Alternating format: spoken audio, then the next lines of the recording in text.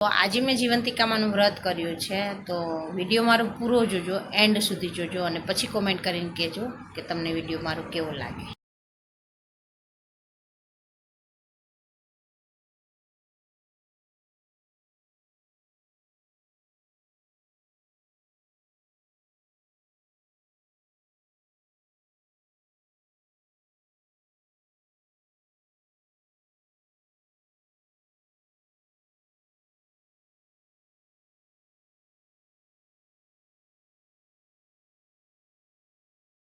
Hello દોસ્તો, રાધે રાધે રાધે. આવી બ્લોગમાં તમારા બધાનું સ્વાગત છે. અને કેમ છો બધા? મજામાં જશો. અને આજે મેં લાલ સાડી પહેરી છે એટલે તમને બધાને મોસ્ટ ઓફલી ખબર જ હશે કે શેનું વ્રત છે. છતાં પણ કહી દઉં છું કે જીવંતિકામાનું વ્રત મેં કર્યું છે. અમારે ચોથું વર્ષ ચાલુ છે. અને ચાલો તો મેં એના માટે સામગ્રી બધી તૈયાર કરી છે. માતાજીને હું તમને બતાવવા આવું.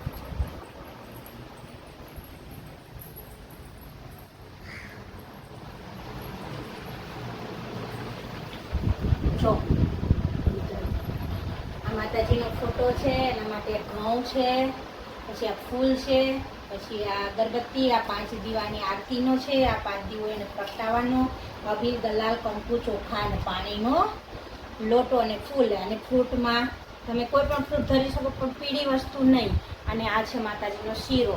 તો ચાલો હવે આપણે માતાજીની સ્થાપના કરશું. એ પહેલાં હું મારું આસન પાથરી લઉં.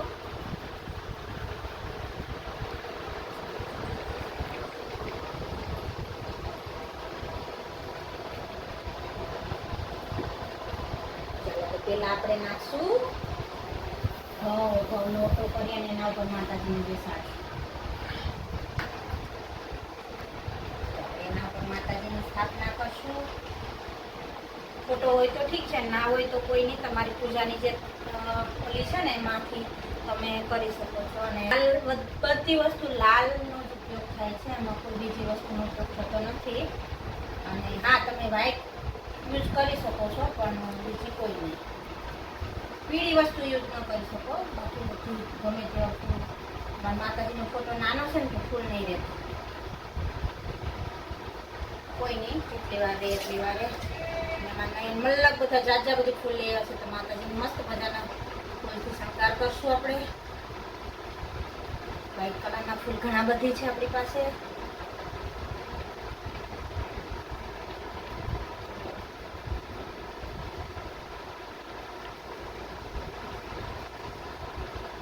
અને આ જે નિસંતાન હોય એ પણ કરી શકે છે. અને બાકી જેને સંતાન છે એ સંતાન માટે પણ લાંબા આયુષ્ય માટે કરી શકે છે. અને નિરોગી રાખે માતાજી, એના માટે કરે છે.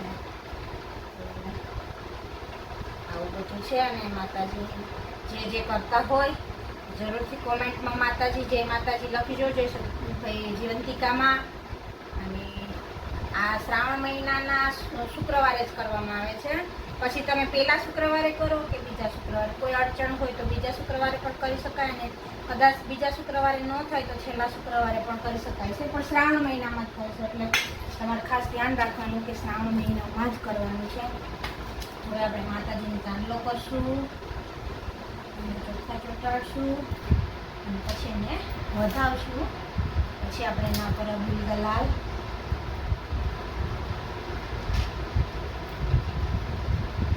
અને કંકુના છાંટણા કરશું.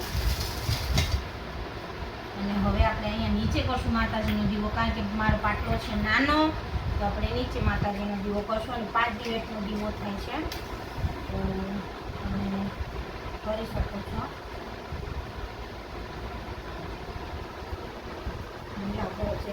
બંધ થશે ને પંખા લેતી હોય, દીવો નહીં ચાલુ થતો.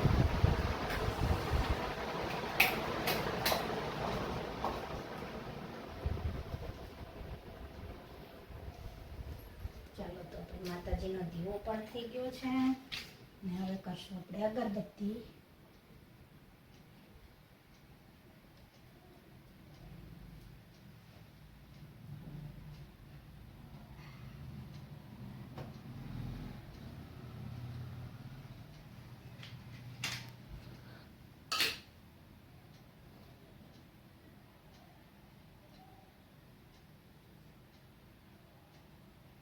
અને ધૂપ દીપ કરી અને માતાજીને આગતા સ્વાગતા કરી અને બોલાવશું કે આવો અમારી પૂજામાં તમારું સ્થાન આગળ રાખશું અને તમે આવો અને અમારી પૂજામાં નિર્વિઘ્ન પતી જાય ને કોઈ પણ અડચણ ન આવે અને કદાચ અમે બાળક છીએ નાના છીએ ભૂલ થાય તો તમે સ્વીકારી લેજો.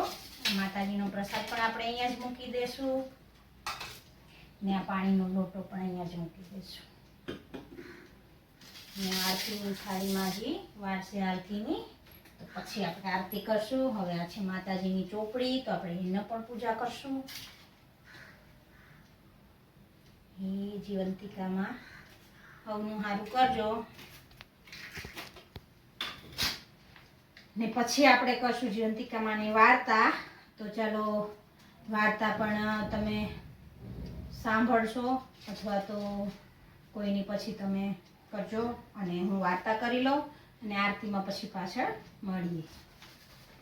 ચાલો તો હવે આપણે કરી લઈએ વાર્તા. અને વાર્તામાં છે તો તમે પણ બધા વાર્તા કરતા હશો તો ખ્યાલ જ હશે. તો વાર્તા કરી અને પછી માતાજીની આરતી કરશું અને પછી અમે ભોગ ધરાવશું પ્રસાદી. તો ચાલો વાર્તા કરી લઉં છું ફટાફટથી.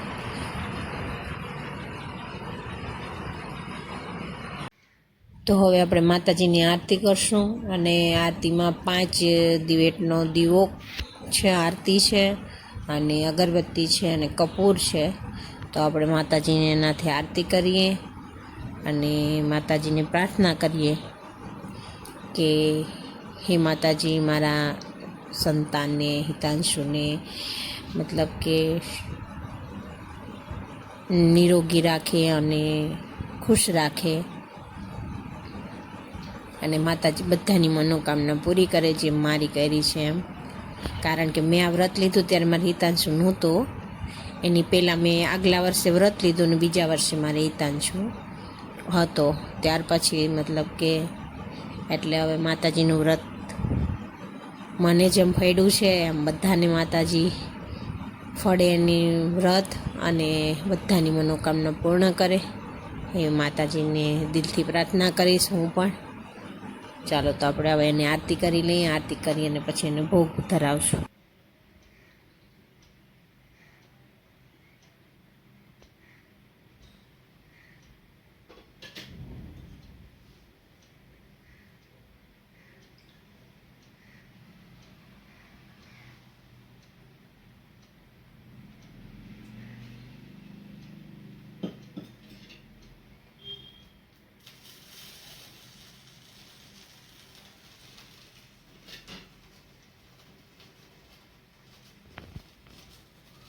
આવું છું ત્યાંથી રોજ કુબેરની પૂજા કરું છું, પણ આજે મેં કીધું પહેલાં માતાજીની પૂજા કરી અને પછી કુબેરની કરું, એટલે આજ કુબેરની પૂજા પાછળથી થઈ છે.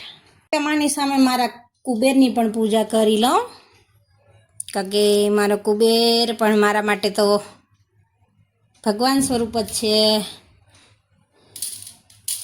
હે ને કુબેર? મારો કુબેર આ પણ એક જીવ જ છે અને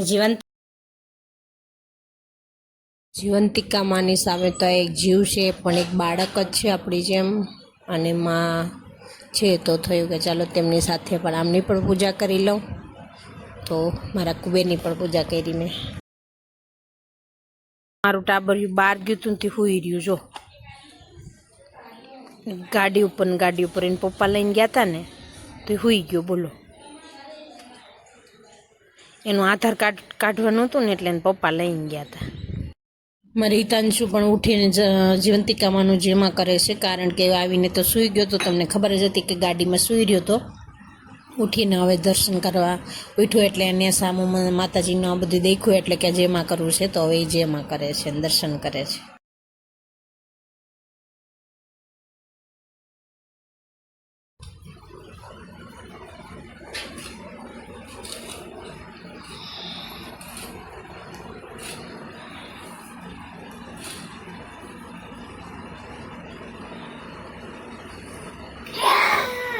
મોજ પડી ગઈ નહીં જે માના દર્શન કરીને, કે જે માં મને જલ્દી જલ્દી ડાયો કરી દો, એમ કે જલ્દી ડાયો મોટો કરી દો.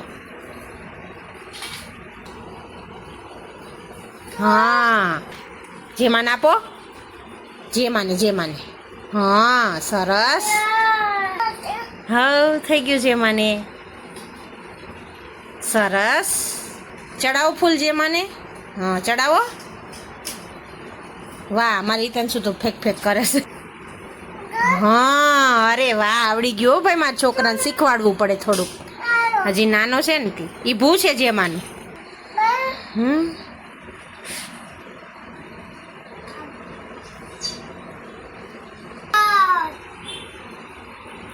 માતાજીના દર્શન કરીને હવે માતાજીનો પ્રસાદ ખાય છે, કારણ કે સવારે થોડું દૂધ પીને ગયો તો, પછી બપોરે એવો તો ઊંઘી ગયો તો એટલે ઉઠાડ્યો નહોતો, સૂતો તો હુવડાવી દીધો. હાલ ઉઠ્યો છે, ઉઠીને જેમાં કર્યું, જેમાં કરીને હવે જેમાંનો પ્રસાદ ખાય છે.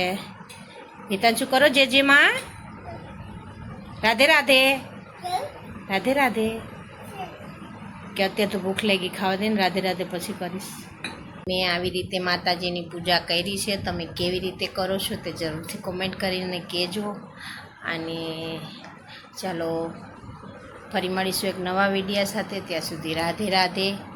અને જરૂરથી વિડીયો મારો જોજો અને પૂરો જોજો, અને પછી કોમેન્ટ કરીને કહેજો વિડીયો કેવો લાગે તે.